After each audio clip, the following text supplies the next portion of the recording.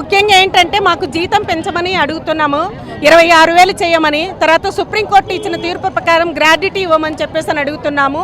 Centre అద్దెలు ఇంతవరకు రాలేదు.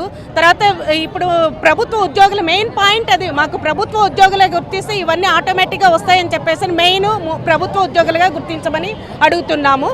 ఈ సమ్మె ఇప్పుడు 7వ రోజు జరుగుతుంది, కానీ ఆయన పట్టించుకోవడం లేదు. ఇప్పుడు ఈ బర్త్డే వస్తుంది కదా, 21వ తారీఖు ఆయన పుట్టినరోజు సమయానికైనా మాకు ఈ కోరికలను నెరవేరుస్తారని మేము ఆశిస్తున్నాము.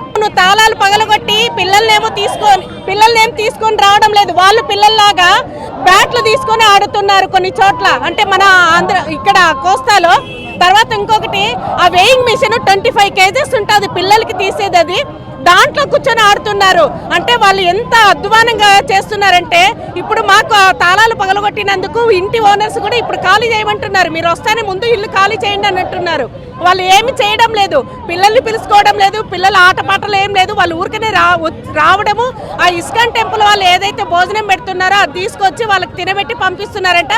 దానిపైన కూడా చాలా కంప్లైంట్స్ వస్తున్నాయి, భోజనాలు సరిగ్గా ఉండట్లేదు, పిల్లలు అది తినలేకపోతున్నారు అని చెప్పేసి. సీఎం గారు రేవంత్ రెడ్డి గారు అంగన్వాడీ యొక్క కష్టాన్ని గుర్తించి ఆయన అధికారంలోకి రాగానే వెంటనే 18,000 రూపాయలు చేసినారు. మరి ఏపీ సీఎం గారు ఎందుకు మా అంగన్వాడీ కష్టాలను తెలుసుకోలేకపోతున్నారు? 7 రోజుల వరకు నుంచి సమ్మె చేస్తున్నాము, రోజుకు ఒక రకమైనటువంటి నిరసన తెలుపుతున్నాము. ఇప్పటికైనా మా సమస్యలను గుర్తించి మీ పుట్టినరోజు కన్నా మాకు కానుకగా ఇవ్వాలని చెప్పేసి కోరుకుంటున్నాము.